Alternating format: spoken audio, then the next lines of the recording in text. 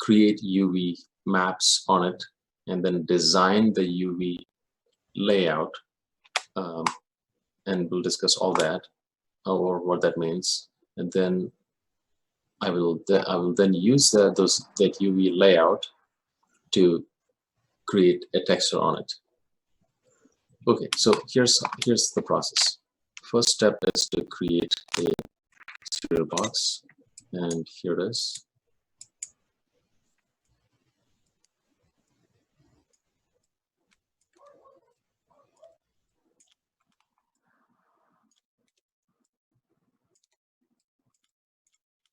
All right, and the beauty of this project will be that you're going to design the cover. Okay, so you can start thinking of really cool designs you want. You can have pictures, photo, you can your own drawing on it. So yeah, all the possibilities are there. All right, so I put a surface down here, because remember, when you're rendering things, it's good to not render in this empty space. You should always render with something for light to bounce off on, to reflect on, and so on.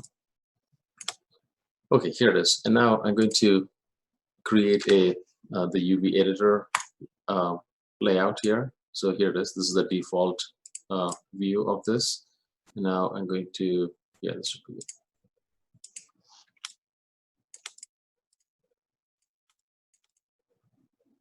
Now here I'm going to select a face and create. Let's create planar. Makes sense, right? Planar. I'll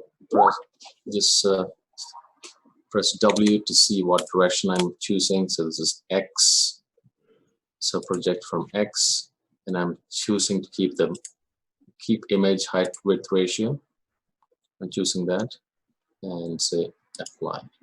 Great. So the first one is there.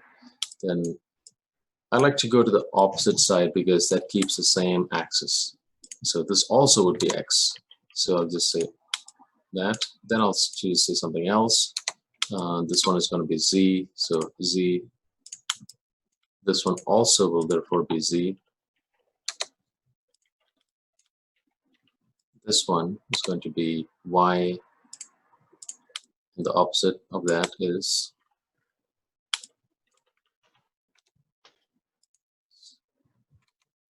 that also is Y. Okay, great.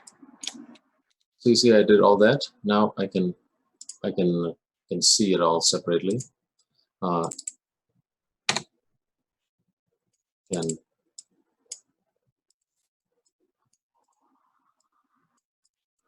So you should see 1, 2, 3, 4, 5, 6 sides. Okay, so this is what we did in the last class.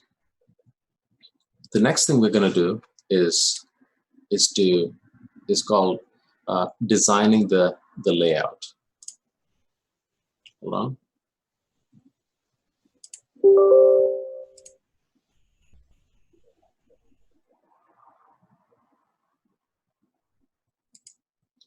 So once we have created the UV maps or the UVs for all the surfaces of this object, we need to then go ahead and start arranging all these, and these are called shells, UV shells.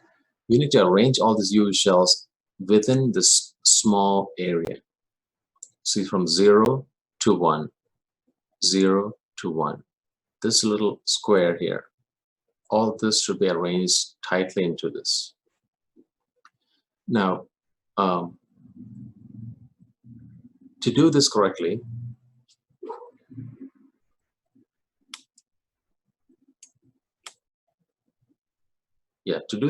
I'm going to first try to do something interesting. I'm going to go to panels, panel, hyper shade.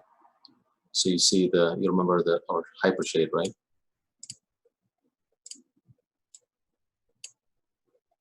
And what we'll do is, all right, actually, this is what I'm going to do. I'm going to have you guys do something else first. So arranging this is pretty, you'd think it's pretty straightforward, and it is. So what you basically do is you select each of these and kind of just move it into this. And while doing that, let's not, yes, you'll have to scale things, right? You'll have to scale things for it to fit. But let's not scale each of these independently, because we need all their relative sizes to remain the same. Otherwise, what will happen is that some sides will look less textured and than others, or some sides will look more low res than others, or which means some sides will look more high res than others. What we need is all should look equally low res or equally high res. The larger the area of these shells, the more resolution is going to have, more quality is going to be. But since we are determining that this is a serial box that you're supposed to look at on all directions and have a sense of realism, we do not want any particular side to have more or less resolution. And so what we're going to do is to scale things, I'm going to select all and I'm going to scale it all together. And remember, the goal is to fit within this square. And what I'm going to do is this. Look, you'd think I could just do this and then there it is, it's all fit. Well, that's not really good, because our goal is to maximize the space. This square is going to be the square that's going to represent the texture. So in fact, our texture is going to look like a square. And we need these shells to grab as much of the texture as possible. So by making it very small, you just have a very tiny area of the texture that you are using. That'll make the image look really, really bad. So what we do is it should not be so large that it doesn't fit. It should not be so small that there are wide, big spaces. So just do your best and start to play around with it. Here, I'm beginning to place it.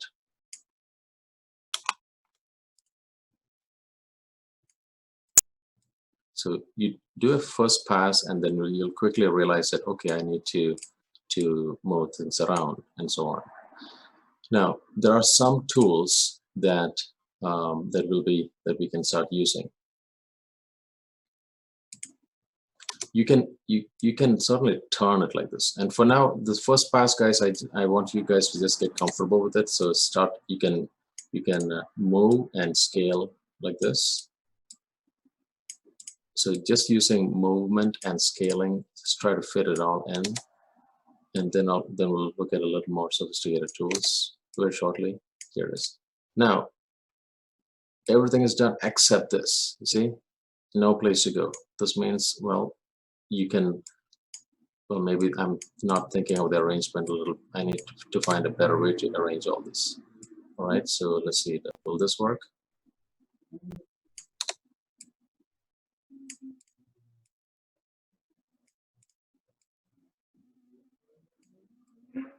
Not quite. So it means it's possible that I need to scale it down just a touch, because remember, my goal is to not use too much space.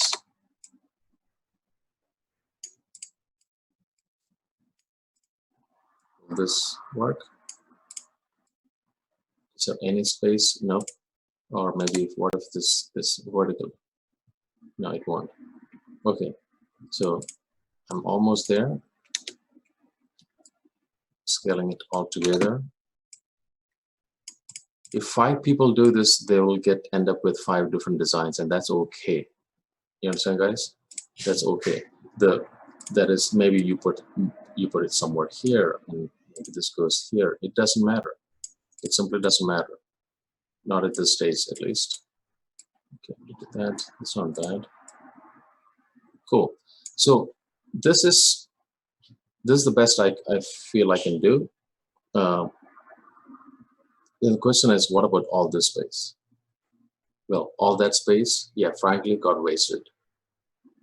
If there is if I can figure out a combination, a configuration that takes up most of the spaces, that's even better. Like see here, I'm almost there, except see this one fits, because my goal is to not make things overlap. All right, no overlaps, just it simply has to all fit nicely. Just sort of curiosity, will this work? Nope. Other one. Okay, cool. So yeah, so my just previous configuration is what I want. Let's keep it like this. And it should not touch. It should not go over this 1 also. Remember, from 0 to 1, that's your space. 0 to 1.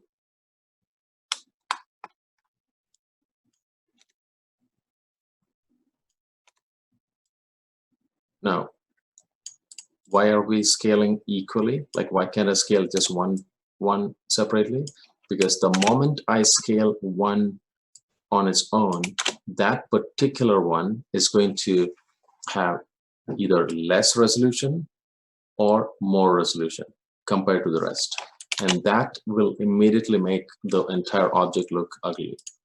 So, which is why we have to do, if we are scaling it, scale together, down or up. Okay, so there you have it. So this is what I have. See, I'm placing it like this. Great. Then next step is this. Right click. When you select it, you see the UVs. Okay. Now the mode, this just got mode recently. Okay, there we go. So you select this, and then you go to image and you take a UV snapshot. All right, you select the object. For this, you need to be in object mode. Select the object and say image and say UV snapshot. Click on it and export it. That is, you find a place online. I mean, just put it in your project folder. Let's say this is my project, and just give it a name. So the name would be exactly just like this project name, that is serial box, your name, and then a description. This would be UV snapshot, and you save it as a JPEG file and size. For the purpose of this class, save it as 2048 by 2048. Okay. We'll discuss all these details very shortly. Then you do, so there it is. That's your setting. That's your browse JPEG 2048 2048. Leave everything else the same. Say apply and close. So you see that it got saved.